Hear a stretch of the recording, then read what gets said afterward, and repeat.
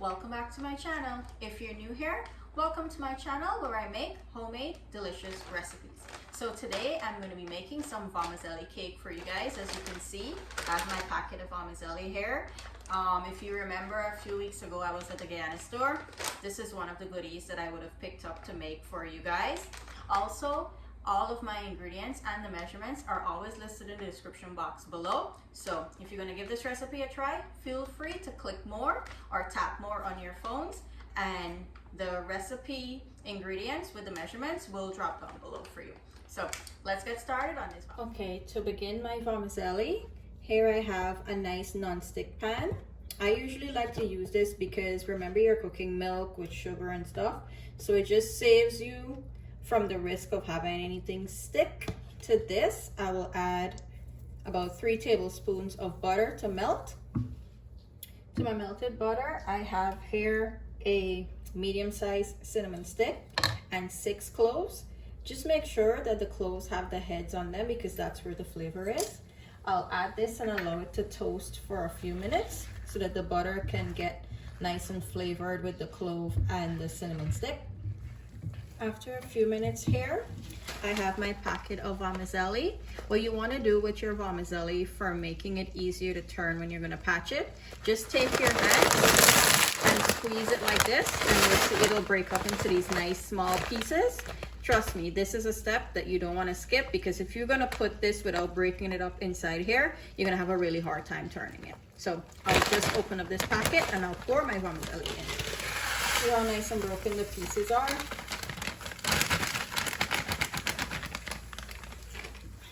Now I'll just give this a good mix so that the vermicelli noodles can get covered in the butter. And this process is called parching the vermicelli.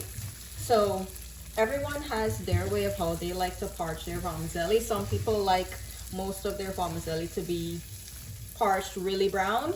Some persons don't like to parch their vermicelli at all. For me, I like mine to be half and half, like half of the noodles parched and half of them not parched, because it just adds a nice color.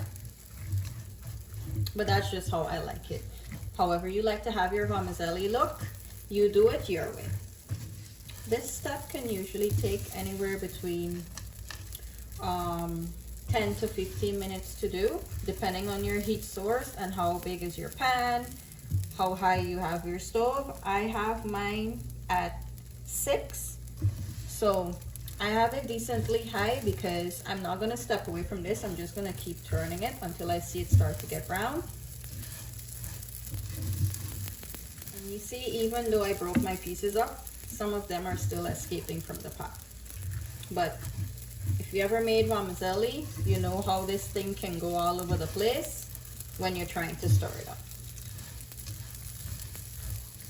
Okay, so as you can see at the bottom here, it's starting to pick up and get the brown little pieces. This is where I'll continue to stir this until the amount that I like to be brown. Okay, so this is parched enough for me where I have enough of the little brown pieces, and I don't want the rest of my pieces to start turning brown. You'll see it a little better when I throw the milk in. To steam my vermicelli or to pre-cook my vermicelli, usually some people use water. I don't use water, I use whole milk. So I'll add that in here.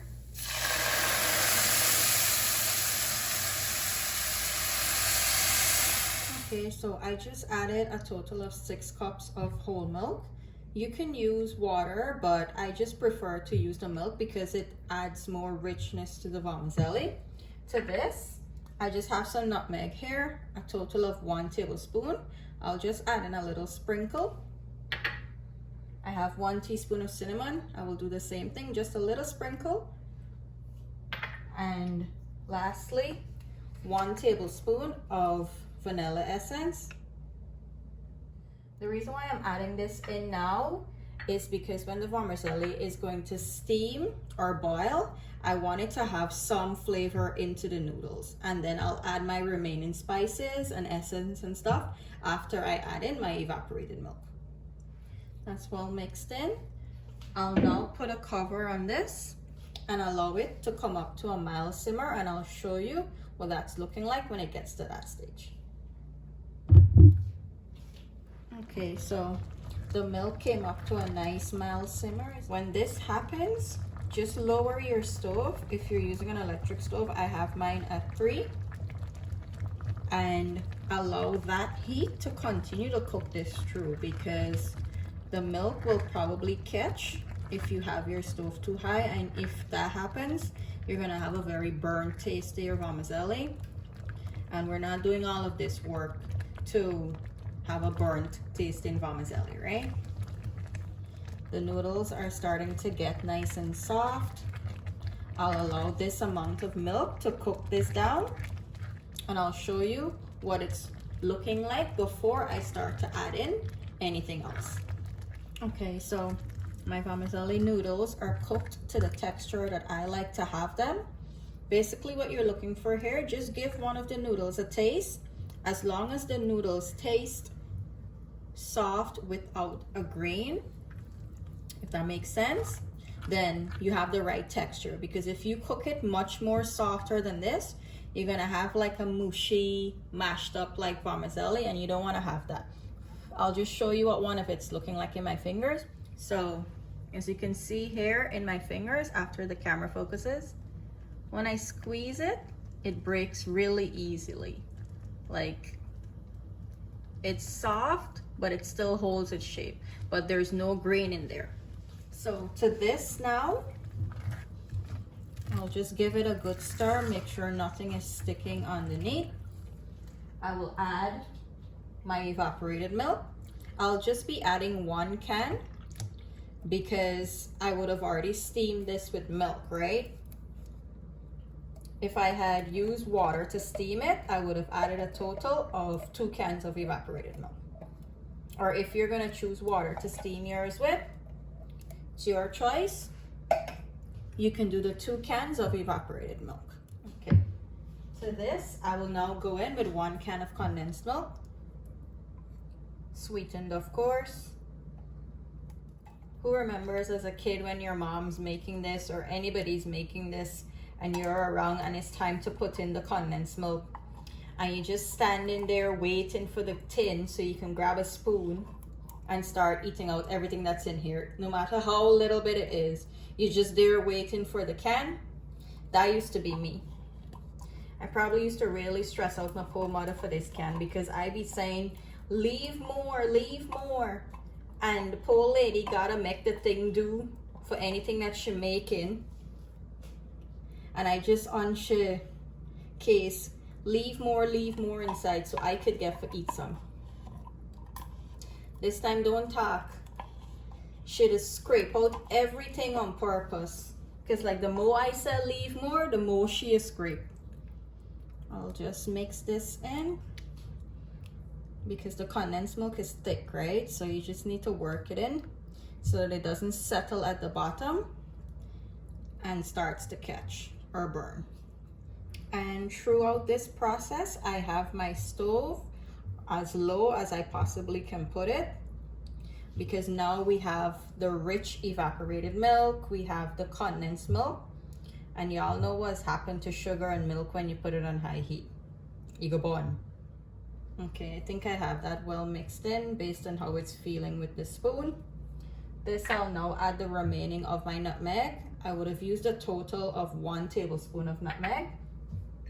And I will add the remaining of my cinnamon, which is a total of 1 teaspoon.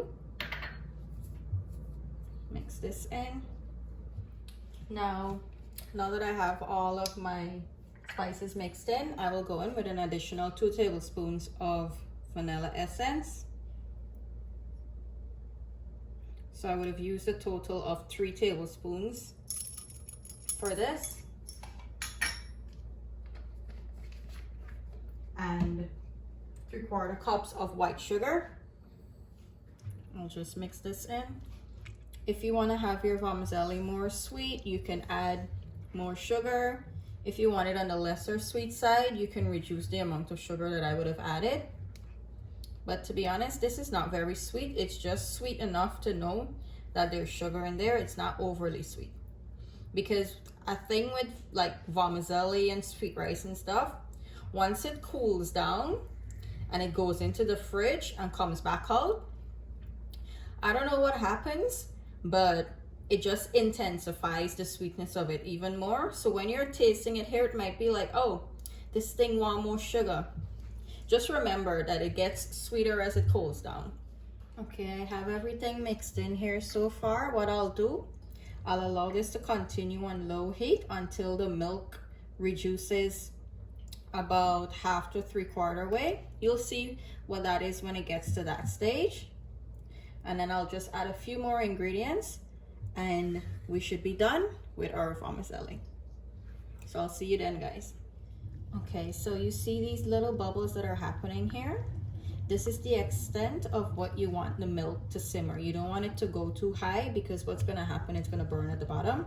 Also, you wanna keep stirring this ever so often, maybe every 2-3 minutes or so.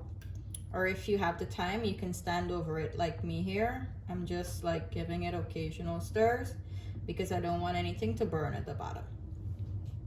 I'll continue to do this and I'll show you what it should be looking like when the milk is all nice and reduced down. Okay, so my milk has reduced down. It probably reduced down about halfway.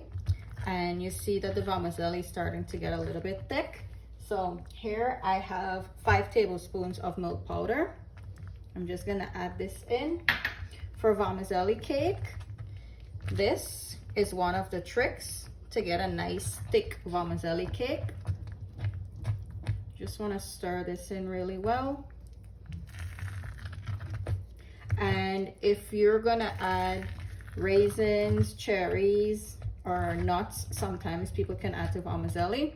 This is where you would add it in. I usually don't add any of those in mine because we don't like to have it inside. We just like the plain vermicelli. But feel free to add it within yours when you're gonna give this recipe a try.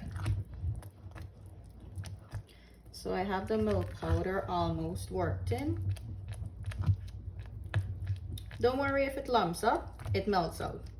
You just gotta keep stirring it. Okay, the milk powder is nice and mixed in now. There isn't really any more lumps. Here, I have 2 tablespoons of custard powder diluted into 3 tablespoons of cold milk. I'll just slowly add this in. And as I add it in, I need to keep stirring because what can happen, the custard powder can lump up because of the heat. So I'll just go in with a little bit at a time. And this is what also thickens up your vermicelli for a nice solid vermicelli cake. So you just want to keep stirring. See how easily it's mixing in there because we would have diluted it in the milk. Okay, so this is what my vermicelli is looking like right now.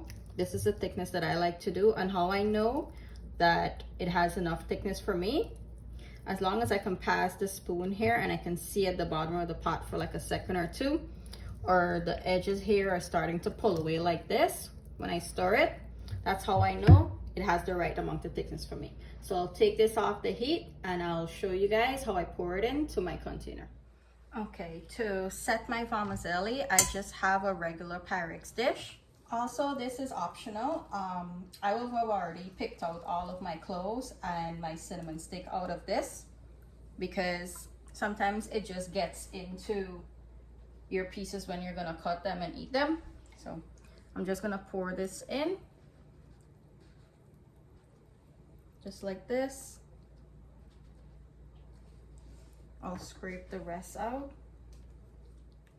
And the reason why I like to use this pan, you see how nice and clean the bottom is? I'll show you, like, look, there is no burnt amounts, the milk didn't catch. It's a really good non-stick pan. If you guys can get your hands on one of this, you can find it at any TJ Maxx, any Home Goods.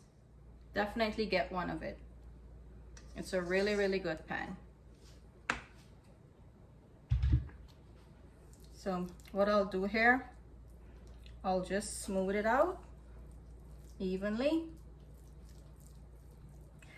Some persons like to go in here with some butter. I don't find it necessary because I feel like the amount of butter that I like to taste in my vermicelli is already added at the beginning to parch it.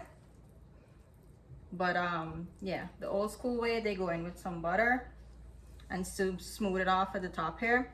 And if you're someone that likes to add sprinkles to your vermicelli, like for example during Eid time and stuff, I know that persons would add the little sprinkles, just, you know, to make it look a little festive and stuff. So I have everything smoothed out here really evenly. I'll allow this to cool down because in order for it to set, it needs to be completely cool. And then I'll cut into it and show you guys how the vermicelli cake pieces are looking. So I'll see you then. Here I have my vermicelli slices. They look so good. Look at that. I know I said that I don't put cherries inside, but I just put these on top to garnish them. Let me just go into a piece and show you what it's looking like up close on the inside. Look at all that milk and the noodles, nice and evenly toasted. It's really good. Just enough sugar, just enough richness from the milk. It's really, really, really good. I hope you guys enjoyed today's recipe. If you do like the video and you enjoy watching, please give the thumbs up button a hit. And of course, subscribe to the channel. It really helps my channel out. It tells YouTube that you guys are liking the content and you want to see more of it. For all of my ingredients and the measurements for them, they're always listed in the description box below. Also, you can follow me on TikTok and Instagram at I'mAFoodieGirl_94. And I hope you guys enjoy the rest of your day. Thank you for always watching. I'll see you on the next one. Bye.